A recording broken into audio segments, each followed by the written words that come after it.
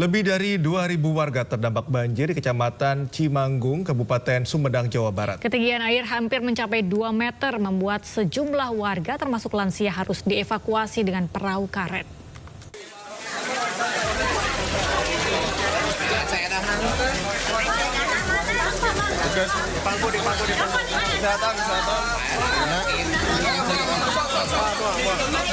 Petugas gabungan mengevakuasi lansia korban banjir Dusun Bunter, Desa Sukadana, Kecamatan Cimanggung, Kabupaten Sumedang, Jawa Barat pada Sabtu malam.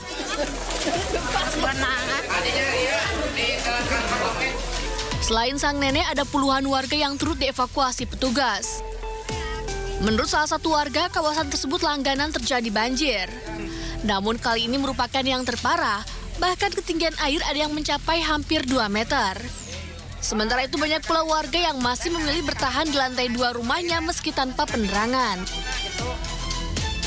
Makanya barusan kami paksa mau nggak mau ya, soalnya debit airnya udah makin tinggi, sama di sana udah nggak ada stok makanan, air bersih buat minum juga udah nggak ada. Segimana banjirnya teh?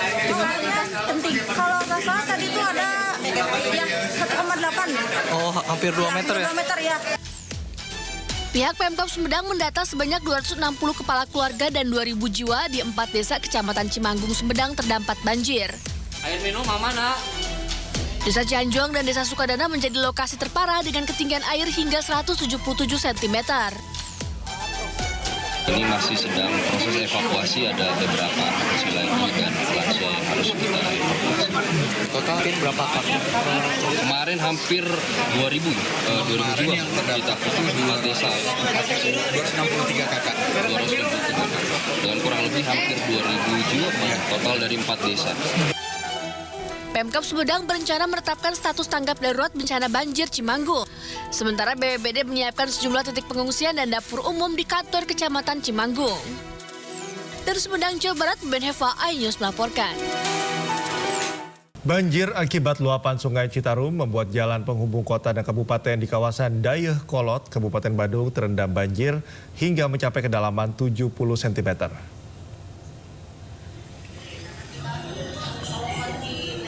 Aktivitas lalu lintas lumpuh, tidak ada kendaraan yang bisa melintas genangan banjir.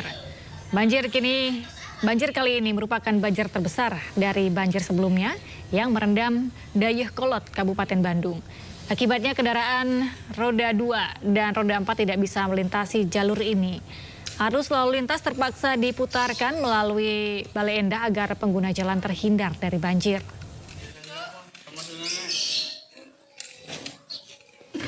Kita ke informasi selanjutnya, pemirsa. Gunung Marapi di Kabupaten Agam, Sumatera Barat kembali erupsi. Letusan disertai suara dentuman dengan amplitudo maksimum yang cukup kuat mencapai 30,4 mm membuat warga berhamburan keluar rumah. Angke balik.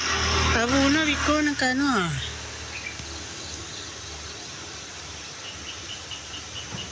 Kemari madok. Iya. Pas tengah-tengah. Inilah erupsi yang kembali terjadi dari Gunung Marapi pagi tadi. Radius 5 km di belakang rumah warga terlihat kawah yang berada di puncak Gunung Marapi mengeluarkan asap tebal membumbung ke langit. Warga Sungai Pua, Kecamatan Banu Hampu, Kabupaten Agam, Sumatera Barat berhamburan keluar rumah saat mendengar suara dentuman letusan Gunung Marapi. Kolom abu letusan berwarna pekat tertiup angin condong ke arah utara. Erupsi terekam seismograf dengan amplitudo maksimum 30,4 mm. Dan durasi erupsi selama lebih kurang 45 detik.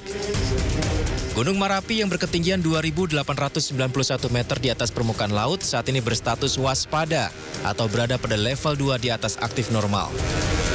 Dari Kabupaten Agam, Sumatera Barat, Wahyu Sikumbang, iNews melaporkan. Warga remaja korban penganiayaan histeris dan jatuh pingsan saat polisi membongkar makam korban. Korban diduga dianiaya oknum polisi usai menonton balap lari di Asahan, Sumatera Utara.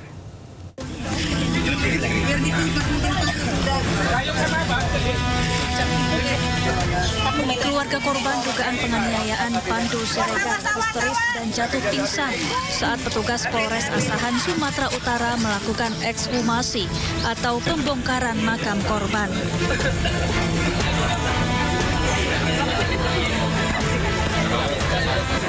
Ekshumasi dilakukan di makam korban tak jauh dari rumah korban di Kabupaten Simalungun. Petugas forensik kemudian akan memeriksa jasad korban untuk mengetahui penyebab pasti kematian korban. Sementara itu, polisi memastikan akan bertindak adil dan transparan terhadap hasil ekshumasi. Ini kita sudah melaksanakan kegiatan ekshumasi, melakukan otopsi terhadap jenazah almarhum Pandu. Tujuan kita adalah membuat terang bagaimana kasus ini, apa penyebab kematiannya. Saat ini masih berproses. Dokter forensik saat ini masih melakukan otopsi di lokasi tempat kuburan. Mohon doanya semoga hasilnya segera bisa kita rilis. Dan kita pastikan apa penyebab kematiannya berdasarkan ilmu program forensik yang sudah dilakukan pada saat ini.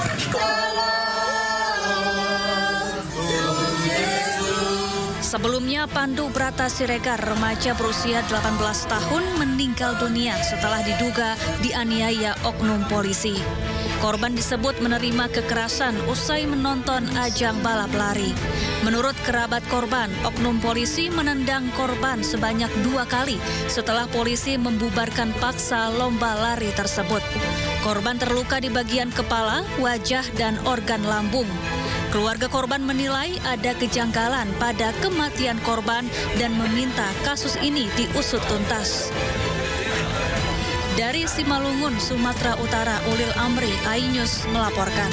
Kita ke informasi lainnya, pemirsa. Kapal patroli TNI AL Lanal Tanjung Balai Asahan menggagalkan penyelundupan 71 TKI ilegal ke Malaysia di perairan Batubara. Sejumlah BK dan nahkoda terjun ke laut untuk menghindari tangkapan petugas. Berhenti.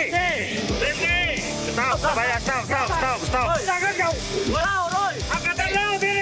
Angkatan laut ini, nggak apa-apa. Udah, tenang aja. Santai. Inilah detik-detik saat kapal patroli milik TNI Angkatan Laut dari Lanal Tanjung Balai Asahan mengejar kapal yang mengangkut sebanyak 71 orang pekerja migran ilegal di perairan Batubara, Sumatera Utara. Kapal motor terus berjalan tak mau berhenti karena nakoda dan ABK terjun ke laut saat akan ditangkap. Beruntung petugas akhirnya berhasil menghentikan kapal dan memeriksa seluruh penumpang kapal. Diketahui kapal dengan penumpang pekerja migran berlayar menuju ke Malaysia. Usai diamankan, ke-71 pekerja migran ilegal dan 6 orang anak dibawa ke Mako Lanal Tanjung Balai dan akan diserahkan ke kantor imigrasi Tanjung Balai Asahan. Dari Asahan, Sumatera Utara, Ulil Amri, iNews melaporkan. Kita ke informasi selanjutnya, pemirsa. Ratusan calon pemudik dengan tujuan ke sejumlah kota di Pulau Jawa dan Sumatera sudah mulai memadati Terminal Bus Kalideres, Jakarta Barat pada Minggu siang. Ya, para calon pemudik mengaku memilih pulang kampung lebih awal demi menghindari kepadatan dan kenaikan harga tiket bus jelang Lebaran.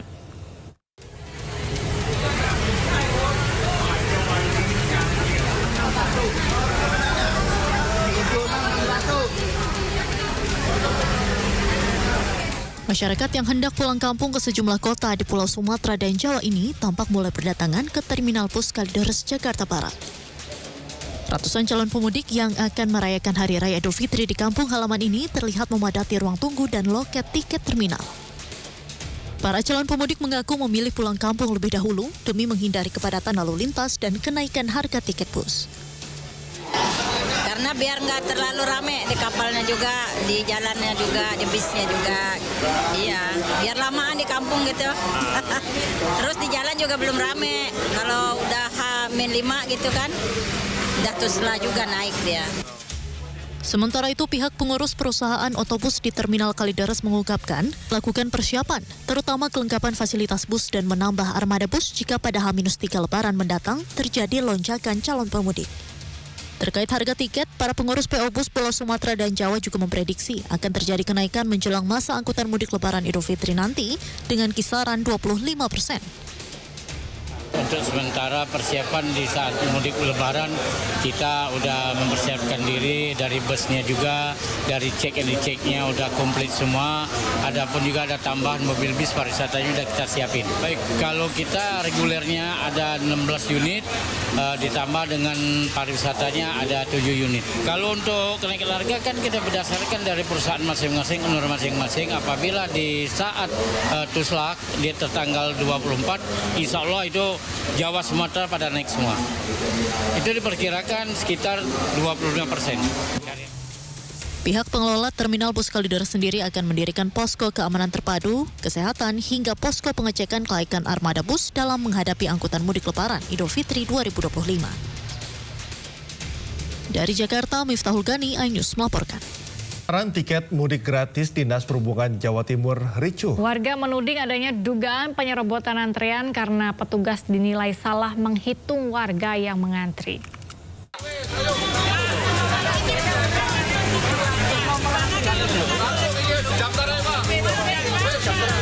Sejumlah warga Surabaya sudah mengantri untuk mendapatkan nomor antrian tiket mudik gratis protes kepada petugas Dinas Perhubungan Jawa Timur. Warga protes lantaran petugas menyatakan nomor antrian telah habis dengan kuota 500 nomor antrian. Beberapa warga menuding adanya dugaan penyerobotan antrian karena petugas dinilai salah menghitung warga yang mengantri hingga nomor ke 500. Warga meminta agar nomor antrian diberikan kepada warga yang sudah terlanjur mengantri pada Minggu pagi. Kuotanya di luar itu 500, terus ke dalam 500, nanti dibuka lagi. Kita antri sampai panjang. Sekarang ternyata 500 saja.